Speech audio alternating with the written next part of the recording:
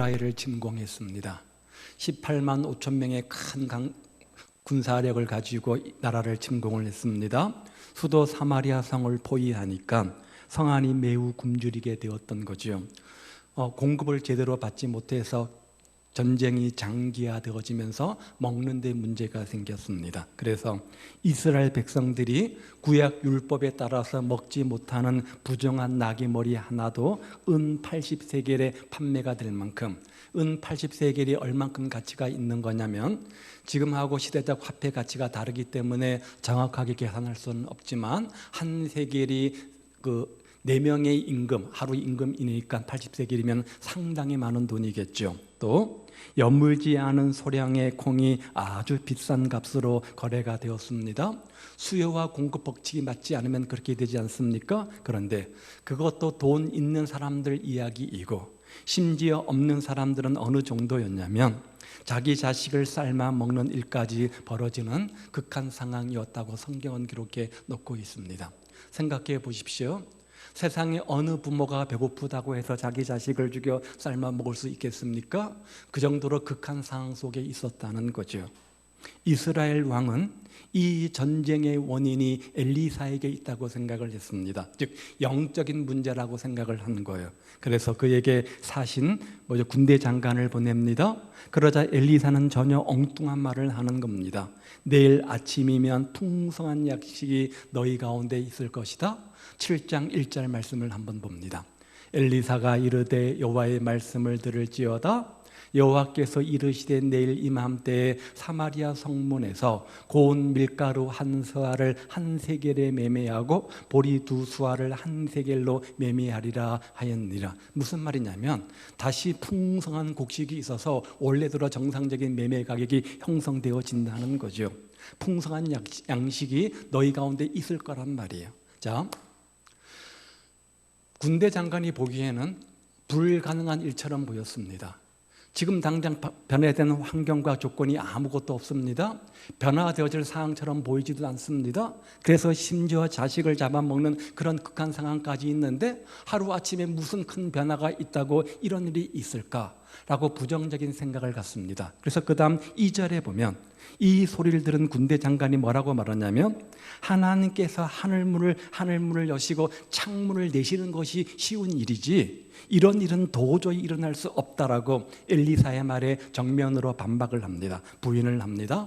그래서 엘리사는 너가 보기는 보아도 그 축복에 들어가지 못할 것이다 이렇게 책망하며 저주를 하죠. 백성 중에는 4명의 문둥병자, 4명의 나병 환자가 있었는데 이들은 너무도 배가 고파서 서로 상의하기를 우리가 어차피 여기 있어도 굶어 죽고 적진에 가서도 굶어 죽고 매를 맞든지 굶어 죽을 텐데 우리 이왕이면 가만히 있지 말고 한번 가보자. 혹시 뭐 아냐? 무슨 특별한 일이 생길지? 그런 마음을 가지고 적진을 향해서 갑니다. 죽으면 죽으리라 그런 결사각오를 가지고 갔겠죠? 항복하면 살려주는 거고 죽어도 할 수 없는 것이다 그런 마음이었을 겁니다. 그런데 아람 군대를 가보니까 그 밤에 하나님께서 기적을 베풀어 놓으신 거예요. 어떻게? 아람 군대가 진을 치고 있는데 막 말발굽 소리가 들립니다. 아람 군대가 생각하기를 이스라엘이 지금 쳐들어오는구나 라고 생각을 하고 지레 겁을 먹고 다 도망을 가버리고 만 거예요. 그래서 가봤더니 성이 텅텅 비어 있는 겁니다. 4명의 문둥이들은 적진을 다니면서 실컷 먹었겠죠. 좋은 음식들을, 좋은 물건들을 마음껏 소유하고 이 기쁜 소식을 자기만 누리지 않고 성에 알려서 전합니다. 소식을 들은 성민 사람들이 앞을 다투어 나가서 적진으로 달려가서 양식을 가져옵니다. 정말 엘리사의 예언대로 그 하룻밤 사이에 하나님의 놀라운 기적 가운데 이런 축복을 경험하게 된 겁니다. 군대 장관은 어떻게 되었을까요? 백성들의 질서를 지키게 하려고 성문에 서 있다가 엘리사의 예언대로 그만 백성들의 발에 밟혀 죽고 맙니다. 오늘 본문은 하나님의 축복 앞에 서 있는 세 종류의 사람을 우리에게 교훈하면서 그 세 종류의 사람의 삶을 살피면서 하나님의 축복을 우리가 어떤 자세를 가질 때 그런 축복의 주인공이 될 수 있는가를 우리에게 교훈해 줍니다. 먼저는 믿음 없는 군대 장관을 우리에게 소개하는데 여기 사신 군대 장관은 권세를 가진 사람입니다. 왕이 그의 손에 의탁하는 모든 세상의 모든 것들을 가진 사람입니다. 그런데 무엇보다도 하나님의 믿는 백성으로서 가장 중요한 한 가지를 놓치고 맙니다. 뭡니까? 믿음입니다. 믿음입니다. 그래서 엘리사가 하나님의 말씀을 선포할 때 그의 반응을 보면 결코 믿음 없는 행위를 보이고 부정하고 결국 축복을 누리지 못하고 죽게 되어지죠. 7장 2절 말씀을 보십시오. 그때에 엘리사가 내일 아침이면 풍성한 약식이 너희 가운데 있을 것이다. 이렇게 예언한 그때에 왕이 그의 손에 의지하는 자 곧 한 장관이 하나님의 사람에게 대답하여 이르되 여호와께서 하늘의 창을 내신들 어찌 이런 일이 있으리요 하더라. 엘리사가 이르되 너가 네 눈으로 보리라 그러나 그것을 먹지는 못하리라 하니라. 선포되는 하나님의 말씀이 있었습니다. 그 말씀을 군대 장관은 믿음으로 바라보지 못하고 현상 속에 갇혀서 인간적 관점으로 판단하며 평가를 합니다. 그래서 20절 말씀 보십시오. 그의 장관에게 그대로 이루어졌으니 곧 백성이 성문에서 그를 밟음에 죽었더라. 여기 군대 장관은 부정적인 시각과 사고를 가진 사람의 대표성을 가지고 있습니다. 그렇게 주어지는 어려운 현상의 모습만 보았지 그 어려운 현상 뒤에 있는 하나님의 인도하심, 하나님의 섭리를 믿음의 눈으로 바라보지 못하는 거예요. 하나님은 눈에 보이지 않고 하나님의 역사는 보이지 않고 현실, 어두운 현실만 보이니까 신앙은 간데 없고 믿음은 간데 없고 주님은 간데 없고 부정적인 사고를 할 수밖에 없었던 거죠. 때문에 하나님의 축복이 있었지만 그 축복을 누리지 못하게 되지 않습니까? 사랑하는 여러분, 오늘 우리는 이 군대 장관을 관심 있게 볼 필요가 있습니다. 혹시 내가 이와 같지 않은가 한번 생각해 보시기를 바랍니다. 만약 내 모습이 그의 모습이라고 한다면 주어지는 하나님의 선포의 말씀이 있고 은혜와 응답과 약속의 말씀이 있음에도 불구하고 주어진 내 삶의 형편에 함몰되어서 그것을 믿음으로 아멘으로 받아들이지 못하고 부정적으로 판단하고 평가하고 있다면 우리가 받을 축복을 군대 장관처럼 누리지 못하고 잃어버리는 안타까운 사람이 되고 말 것입니다. 군대 장관만 그런가? 이스라엘 민족이 출애굽을 했습니다. 광야에서 거할 때 그 중에 몇몇 불평하는 사람들, 항상 공동체 조직에 보면 항상 그 중에 몇몇 사람은 부정적인 사람이 항상 끼게 마련 아닙니까? 그 사람들이 광야의 어려움을 참지 못하고 불평을 합니다. 떠나온 애굽이 더 좋다는 것이죠. 떠나온 애굽이 더 그립다는 것이죠. 그곳에서 먹은 수박이 생각이 난다, 부추가 생각이 나고 마늘과 풍족한 음식이 그립고 그리고 고기가 먹고 싶다고 불평하며 울었습니다. 애굽에서는 우리가 마음껏 배불리 잘 먹고 잘 살았는데 왜 우리가 못에 따라 나와서 이 고생을 하는지 모르겠다라고 몇몇 사람이 불평을 했습니다. 그리고 하나님의 은혜의 상징인 만나를 보고 박한 음식이라고 태박을 합니다. 그러자 이스라엘 사람들도 여기에 가세해서 술렁이며 같이 요동하기 시작을 합니다.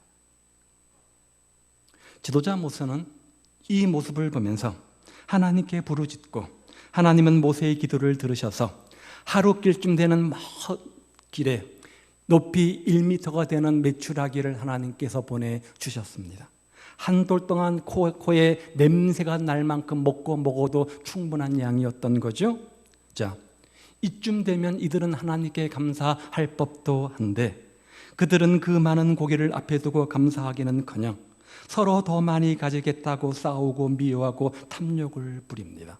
그래서 메추라기의 고기가 이 사이에서 씹히지기도 전에 하나님께서 진노하셔서 쳐서 그들을 죽음으로 멸망시키게 되어지죠. 그래서 그곳 이름을 탐욕의 무덤이라고 하는 기브롯 핫다와라 이렇게 부르지 않습니까? 여러분, 애굽에서 이스라엘 백성들의 신분은 노예였습니다. 모르겠어요. 지금은 그렇지만 과거의 노예는 잘 먹이고 잘 입혔는지 모르겠지만 상식적으로 생각해 보면 노예는 자유로운 신분이 아닙니다. 많은 것을 먹을 수 있는 위치에 있는 사람이 아닙니다. 자기 마음대로 쉬고 자기 마음대로 일할 수 있는 사람도 아닙니다. 노예로 있으면서 얼마나 많은 자유를 누렸겠습니까? 노예로 있으면서 얼마나 많은 것들을 풍성히 먹었겠습니까? 아닙니다. 착각이었습니다. 결국 손에 쥐어진 하나님의 축복과 기적도 제대로 누리지 못한 채 불평 때문에, 원망 때문에, 욕심으로 말미암아 그 모든 것을 잃어버리는 어리석은 자가 되고 만 거예요. 우리는 이 교훈을 보면서 이런 어리석음을 행하지 말고 하나님이 주신 은혜와 축복과 기적을 누리는 복된 성도들이 되시기를 바랍니다. 저 산골짜기에 가면 샘물이 흐릅니다. 그 샘물에는 와서 양도 물을 마시고 뱀도 물을 마십니다. 많은 짐승들이 똑같이 그 샘물에 물을 마십니다. 그런데 양은 그 물을 먹고 우리에게 젖을 만들어 주지만 똑같이 뱀은 똑같은 물을 먹고 남의 생명을 죽이는 치명적인 독을 만들어 내지 않습니까? 똑같은 교회에서 똑같이 말씀을 듣고 똑같이 예배를 드리며 똑같이 교회에서 신앙생활을 해도 어떤 사람은 수많은 환난 가운데 하나님의 은혜와 믿음을 경험하는 축복의 주인공이 되는가 하면 어떤 사람들은 언제나 부정적인 사고, 부정적인 행동으로 말미암아 오늘 본문의 군대 장관 같이 하나님의 축복을 누리지 못하고 원망하다, 불평하다 끝나는 경우를 봅니다. 여러분은 어떠합니까? 이 시간 말씀의 거울 앞에 각자의 자신의 삶을 한번 비추어 보시기를 바랍니다. 홍눈앞의 환난 때문에 믿음을 잃어버린 군대 장관의 모습이 내 속에 있지는 않는지, 어떤 어려움과 환난 속에서도 하나님이 주실 놀라운 축복을 바라보시는 눈을 가지시기를 우리 주님의 이름으로 축복을 드립니다. 그리고 그 눈으로 언제나 믿음을 가지고 소망을 가지고 하나님이 예비하신 환난 속에 축복을 꼭 누리는 성도들 되시기를, 이왕이면 군대 장관의 모습이 아닌 하나님의 축복의 주인공들, 믿음이 있는 축복의 주인공들 되시기를 우리 주님의 이름으로 축복을 드립니다. 두 번째는 어리석은 백성들의 모습을 봅니다. 소동하는 백성들의 모습을 보는데, 백성들은 전쟁으로 인해서 먹을 것이 없자 심지어 자식까지 삶아 먹었다고 했죠. 열왕기하 6장 28절부터 30절에 그 내용이 상세하게 기록되어져 있습니다. 배고프다고 자식을 삶아 먹는 부모가 있을까 싶지만 얼만큼 그들이 당시에 극한 상황 속에 놓여 있는가를 상징적으로 보여주는 것 아닙니까? 그러다가 아람 군대가 밤사이에 도망가고 적 진영이 비었다는 기쁜 소식을 듣게 됩니다. 그들은 벌떼같이 무질서하게 나갔겠죠. 자신들에게 천천히 날아가라고 명하는 군대 장관을 밟아 죽입니다. 그의 장관에게 그대로 이루어졌으니 곧 백성이 성문에서 그를 밟음에 죽었더라. 자, 이것이 바로 소동하는 모습이라는 거예요. 소동하는 모습이라는 거예요. 육신의 욕심을 따라가는 삶의 대표적 모습이라 할 수 있겠죠. 마치 캄캄한 한밤중에 불을 켜놓으면 그 불빛 사이로 수많은 해충, 수많은 날벌레가 모여드는 것과 같은 것입니다. 이런 존재들이 될 때 자신도 멸망당하지만 그 사람 때문에 또 다른 사람들에게 피해를 주는 어리석은 사람이 되고 만다는 거예요. 이리 흔들리고 저리 흔들리고 이 말에 소동하고 저 말에 소동하고 군중심리 속에서 빠져서 참된 진리를 모른 채 살아가는 모습입니다. 우리 성도들은 어떤 경우에도 주님의 가르침처럼 뱀같이 슬기롭고 뱀같이 지혜롭고 비둘기같이 순결한 삶이 되시기를 바랍니다. 그래서 소동하지 말고 참된 진리의 말씀을 굳게 붙잡고 소동하지 말고 참 진리의 길을 향하여 질서 있게 걸어가는 여러분 되시기를 바랍니다. 오늘 내가 혹 이 어리석은 백성들의 모습은 아닌지 한번 생각해 보시기 바랍니다. 세상적인 명예의 욕심 때문에 세상적인 권세와 물질을 향해서는 앞뒤 가리지 않고 물불 가리지 않고 소동하며 달려가는, 그래서 자신의 지도자 군대 장관을 밟아 죽여도 전혀 눈치채지 못하는, 알지 못하는 어리석은 자리에 있지는 않는지 한번 생각해 보십시오. 우리는 전능하신 하나님을 믿습니다. 밤이 깊으면 무엇을 의미하느냐? 새벽이 가까웠음을 의미하는 겁니다. 긴 겨울이 추워지면 조만간 봄이 가까웠음을 이야기하는 겁니다. 환난의 보자기만 바라보지 말고, 환난의 현실만 바라보지 말고, 소동하는 사람이 되지 말고, 그 환난의 보자기 속에 쌓여 있는 하나님의 능력과 하나님의 섭리와 하나님의 축복을 믿음의 눈으로 바라보시고, 어떠한 환경과 조건 속에서 요동하고 소동하지 말고 믿음과 소망으로 나아가는 삶이 되시기를 바랍니다. 그래서 하나님의 은혜와 축복을 누리는 복된 성도들 되시기를 우리 주님의 이름으로 축복을 드립니다. 환난 때문에 이리힐비하는 사람이 아니라, 이랬다 저랬다 하는 사람이 아니라, 그럼에도 불구하고 믿음을 견고히 하며 믿음의 경주를 하는 사람들에게 하나님은 베풀 만한 자비와 은총을 주시는 분 아닙니까? 세 번째는 나병 환자의 모습을 우리가 생각해 보게 되는데, 세 번째, 4명의 나병 환자들은 병으로 말미암아 다른 사람들에게 가까이 갈 수 없는 버림받은 사람들입니다. 당시의 나병 환자, 지금의 문둥병은 지금도 그렇지만 격리되어야만 했습니다. 전염성 때문에 그렇죠. 하나님의 저주의 병이라고 생각했기 때문에 사람들이 상종도 해주지 않았습니다. 인간 취급도 받지 못하는 멸시와 천대를 받는 사람들입니다. 그런데 이들이 적진에 갔다가 텅텅 빈 적진에서 마음껏 음식을 먹습니다. 또 모든 보물을 가지는 축복을 제일 먼저 누리게 됩니다. 그러다가 자신들만 먹었으면 안 되겠다, 자신들만 이런 축복을 누리면 안 되겠다라고 깨닫게 되어집니다. 그래서 오늘 9절 말씀에 보면 이렇게 고백을 하는데, 같이 한번 읽어봅니다. 시작. 나병 환자들이 그 친구에게 서로 말하되, 우리가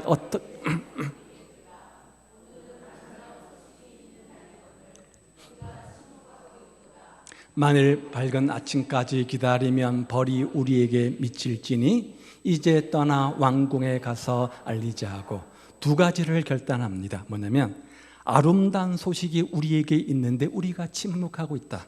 자신이 이 복된 소식을 알고 있음에도 불구하고 침묵하는 자신을 반성하는 겁니다. 반성하는 겁니다. 오늘 이 아름다운 소식이 있는 날인데 어떻게 우리가 침묵하고 있겠느냐? 여기 아름다운 소식이 뭡니까? 복된 소식입니다. 이 소식만 들으면 죽었던 사람이 살아나는 겁니다. 지금 굶주렸습니다. 오늘 내일 합니다. 오늘 한 끼를 먹으면 죽을 것 같습니다. 그 사람에게 아름다운 소식, 그 사람에게 굿뉴스, 복된 소식이 뭡니까? 큰 물질입니까? 큰 건강입니까? 큰 명예겠습니까? 큰 권세겠습니까? 아닙니다. 음식이에요. 먹는 거예요. 먹는 겁니다. 먹는 것이 그들에게 굿뉴스 아닙니까? 그런데 이들은 굿뉴스를 가지고 있었어요. 저기만 가면 떡이 있다, 저기만 가면 양식이 있다, 그러면 너희는 살 거다. 그 굿뉴스, 아름다운 소식을 이미 이들은 가지고 있었잖아요. 그런데 그 소식을 알지 못하는 사람, 그 소식을 듣지 못하는 사람들은 그 밤에도 그 소식을 몰라서, 그 방법을 몰라서 얼마나 많은 사람들이 무수히 죽어가겠습니까? 오늘날 아름다운 소식이 있는데 우리가 침묵을 지키고 있다고 한다면 하나님의 벌이 임하리라, 하나님의 벌이 우리에게 임하리라. 그들은 그렇게 반성했어요. 생각해 보십시오. 내가 누군가가 당하는 고통이 있는데, 당하는 환난이 있는데, 문제가 있는데 그 문제의 해결책을 알고 있습니다. 극복하는 비결을 알고 있습니다. 이렇게만 하면 되는 것 같습니다. 그렇게 알고 있는데 그냥 침묵을 지키고 있다고 한다면 그것은 잘못된 일이잖아요. 잘못된 일이잖아요. 이 사실을 누군가 미리 알고 있다고 한다면 당연히 그 비밀을, 그 방법을, 그 해결책을 알려줘야 되지 않겠습니까? 감정적으로 섭섭한 마음이 있다고 할지라도, 미운 마음이 있다고 할지라도, 사람 죽고 사는 문제라고 한다면, 시침이 떼고 있다면 큰 죄를 저지른 것과 마찬가지예요. 성경은 하나님을 알지 못하는 사람들 가는 영원한 궁극적 장소가 어디라고 말합니까? 지옥이라고 말합니다. 음부라고 말합니다. 그것은 어떤 곳입니까? 꺼지지 않는 영원한 불이 있는 곳 아닙니까? 뜨거운 곳이라고 하니까 한증막 정도로 생각하는 분들이 계십니다. 그 정도 차원의 문제가 아닙니다. 여러분 사우나 가셔서, 아니지, 찜질방 가셔가지고 한증막 들어가시면 내가 들어가고 싶을 때 들어가고 나올 때 나오는 것 아닙니까? 그런데 꺼지지 않는 뜨거운 불이 있는 지옥은 한 번 들어가면 못 나오는 거예요. 죽고 싶어도 죽지 못하는 정말 최고의 고통의 장소, 최고로 힘든 장소, 최고의 고난의 장소가 어디입니까? 바로 지옥입니다. 음부입니다. 누구든지 예수를 믿지 않고 구원받지 못하고 죽으면 반드시 이 지옥에 가게 되어져 있습니다. 거기서 괴로워서 울부짖고 기도해도 아무런 소용이 없는 거예요. 그 사실을 알면서 우리가 침묵하고 있다고 한다면 우리는 주 앞에 큰 죄를 짓는 거예요. 사도 바울이 뭐라고 말했어요? 내가 복음을 전하는데 자랑할 것이 없다. 부득불할 일이기 때문이다. 왜냐하면 복음을 전하지 아니하면 내가 화가 미칠 것 같아서 나는 부득불 복음을 전할 뿐이다. 이렇게 말하지 않았습니까? 여러분들이 입을 열어서 복음을 전할 수 있기를 우리 주님의 이름으로 축복을 드립니다. 정말 주님을 모르고 죽어가는 저 많은 수많은 영혼들, 겉으로 멀쩡한 옷을 입고 멀쩡한 허우대를 가지고 인생을 살아가지만 예수 모르면 결국 저 지옥에서 정말 슬피 울며 이를 갈 그들을 불쌍히 여기는 마음으로 침묵하면 안 된다는 거예요. 두 번째는 만일 밝은 아침까지 기다리면 밝은 아침까지 기다리면 벌이 우리에게 임할 것이 뭐예요? 지체함에 대해서 지금 반성하고 있습니다. 지체함에 대해서 반성하고 있습니다. 자, 지금은 캄캄한 한밤중이니까 가기 어려우니까 내일 아침에 가자라고 했다고 한다면 그 밤에도 수많은 사람들은 먹지 못해서 죽어가고 있을 겁니다. 내일까지 기다리는 사이에 얼마나 많은 사람들이 죽어갈지 모릅니다. 따라서 우리는 한 시간도 지체할 수 없습니다. 만약 오늘이 내 인생의 마지막 순간이라면, 만약 오늘이 저 사람의 인생의 마지막 순간이라고 한다면 더 이상 지체할 이유가 없는 겁니다. 따라서 지금 가서 고쳐내야 되는 거예요. 바로 지금이라는 거예요. 여러분 지체하지 마십시오. 가서 태신자를 만나시기를 바랍니다. 새 생명 축제로 초청도 하시고 선물도 전달해 주시고 정말 아름답고 행복한 교회로 우리 태신자를 초청하시기를 주님의 이름으로 부탁을 드립니다. 이들은 갑니다. 누구를 향해서요? 저 성 안에 있는 사마리아 백성들을 향해서. 그들이 누구예요? 평소에는 이들을 냉대하고 멸시하고 인간 취급도 하지 않던 그 성 안의 사람들 아닙니까? 그런 그들을 향해서 다름질을 칩니다. 그리고 외칩니다. 뭐라고요? 여기에 양식이 있습니다. 여기에 먹을 것이 있습니다. 이 양식, 이것을 먹으면 여러분은 살 수 있습니다. 이것만큼 그 성 안에 있는 사람들에게 굿뉴스, 기쁜 소식이 또 어디 있어요? 바로 그것이 복음입니다. 복음이란 굿뉴스, 복된 소식, 기쁨의 소식을 말하는 거예요. 행복한 소식을 말하는 거예요. 생명의 소식이고 희망의 소식입니다. 죽어가는 사람들에게 육신의 양식이 필요한 것처럼 영적으로 죽어가는 사람들에게 영혼의 양식이 필요한 것을 외치는 것이 바로 복음 아닙니까? 예수님께서 말씀하시기를 나는 생명의 떡이다. 나는 생명의 양식이라 이렇게 말씀하셨습니다. 영적으로 굶주려 있는 영혼들에게 예수님은 생명의 떡으로 오셨습니다. 온 인류를 구원하시기 위해서 주님께서 구원의 떡으로 이 땅에 오셨습니다. 예수님 안에 참된 구원이 있습니다. 참된 영생이 있습니다. 참된 생명이 있습니다. 참된 양식이 있습니다. 이것을 선포하는 것, 바로 이것이 복음이에요. 여러분 모두 그 예수님을 증거하는 전도자의 사명을 잘 감당하시기를 우리 주님의 이름으로 축복을 드립니다. 우리가 모일 때마다 기도합니다. 주님 부흥을 주옵소서. 양적인 부흥도 주옵소서. 숫자적 부흥도 주옵소서. 어떻게 그 부흥을 이룰 수 있습니까? 가만히 있으면 됩니까? 물론 하나님께서 극한 은혜 가운데 주실 수 있겠지만 그렇게 기도했으면 입을 벌려 우리가 열심히 복음을 증거하고 전도해야 되는 것 아닙니까? 전도자라는 위대한 사람들, 정말 세상적으로 볼 때 돈 많고 권력 있고 지식 많은 사람들 아닙니다. 이 성 안에는 왕도 있었습니다. 이 성 안에는 많은 부자들도 있었습니다. 이 성 안에는 많은 권세와 권력을 가진 사람들도 있었습니다. 이 성 안에는 많은 것을 배운 지식인들, 박사들도 있었을 겁니다. 그런데 하나님은 어떤 사람들을 사용하십니까? 그 놀라운 역사에 보잘것 없고 연약하고 버림받은 문둥이 네 사람이 쓰임받았던 것을 보십시오. 나는 가진 것이 없어서, 나는 배운 것이 없어서, 나는 아는 것이 없어서 라고 핑계대지 말라는 거예요. 여러분들이 내 삶이 비록 힘들고 어려운 가운데 있다고 할지라도 정말 가장 아름다운 이 복음의 소식을 전하는 아름다운 사람의 손길이 되어진다고 한다면 그런 여러분의 복음의 손길을 통해서 하나님은 영혼을 구원하는 놀라운 역사를 베풀어 주신다는 거예요. 정말 쓸모없었던 4명의 문둥병자가 그 성사람 모든 사람을 구원했던 것처럼 세상적으로 가진 것 없고 배운 것 없고 보잘것 없고 볼품 없고 배운 사람 앞에 서면 주눅 드는 우리이지만 할 말 없는 우리이지만 우리가 성령으로 충만해서 입으로 내가 만난 예수님을 증거하기 시작한다고 한다면 그 속에 하나님께서 얼마든지 역사하신다는 거예요. 여러분들이 그런 사람들 되시기를 바랍니다. 나병 환자들은 구원의 통로로 축복의 통로로 사용이 됩니다. 그들은 구원을 받았습니다. 배고픔이 해결되었습니다. 마음껏 즐겼습니다. 그런데 거기에서 만족하지 않고 이 구원의 축복을 나만 누리면 안 되겠다. 이 배부름의 축복을 나만 누리면 안 되겠다. 가서 증거하자. 증거의 삶을 살기 시작합니다. 이제는 구원의 축복을 누리는 사람만이 아니라 전하는 사람이 되었다는 거죠. 그래서 그들은 구원의 전령이 되었습니다. 복음 들고 산을 넘는 자들의 발걸음이 아름답다. 얼마나 아름다운 발걸음입니까? 그들의 발은 아름다운 발이었습니다.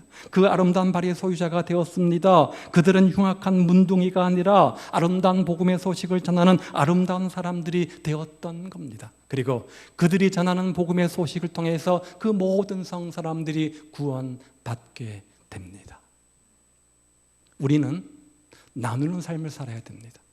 예수님께서 이 땅에 오셔서 자신의 생명까지 십자가에 내어놓으시고 모든 것을 나누어 주신 것처럼 우리는 그런 삶을 살아야 됩니다. 교회는 자꾸 끌어모으는 곳이 아닙니다. 절약할 때는 절약해야 되지만 주님을 위해서는 기꺼이 투자해야 됩니다. 복음을 위해서는 아끼지 않고 투자를 해야 됩니다. 성도들의 축복도 거기에 있습니다. 나눌 수 있으면 자꾸 나누시기를 바랍니다. 끌어모으면 끌어모을수록 가난해지지만 베풀면 베풀수록 더욱더 풍성해지는 것이 하나님의 법칙입니다. 그래서 자꾸 나누는 교회가 되시기를 바랍니다. 자꾸 베푸는 성도들이 되시기를 바랍니다. 나눠주는 교회, 선교하는 교회가 되시기를 바랍니다. 물질도 함께 나누고 사랑도 함께 나누고 마음도 함께 나누고 생명의 복음도 함께 나누시기를 바랍니다. 이게 우리 인생의 목적이에요. 우리 인생의 목적이에요. 나를 따라오너라. 내가 너로 사람 낚는 어부가 되게 하리라. 주님이 왜 우리를 부르셨는가? 왜 이 땅에 강복 사랑의 교회를 세우셨는가? 그 궁극적 목적은 전도 때문입니다. 내가 복음을 부끄러워하지 아니하노니 이 복음은 모든 믿는 자에게 구원을 주시는 하나님의 능력이 됨이라.